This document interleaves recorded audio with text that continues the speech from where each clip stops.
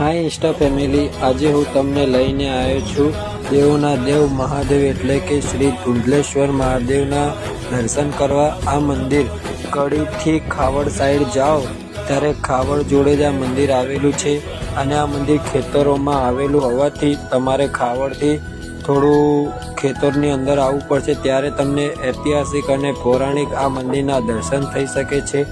આ મંદિરમાં મહાદેવની સાથે ગણપતિ દાદા, હનુમાન દાદા તથા ભૈરવ દાદાના દર્શન થાય છે। ત્યારે તમે બહાર નીકળો એટલે તમને મંદિરની ચારે સાઈડ 12 જ્યોતિર્લિંગ એટલે કે મહાદેવના જે મોટા મોટા ધામ છે એ 12 જ્યોતિર્લિંગના તમને દર્શન થઈ જાય છે। આ 12 જ્યોતિર્લિંગના દર્શન કરીને નીકળો ત્યારે તમે સામે રત્નેશ્વર મહાદેવ કરીને સામે એક મંદિર છે, ત્યાં તમે જળ ચડાવી શકો છો। ત્યાં જળ ચડાવી મહાદેવના દર્શન કરીને ધન્યતા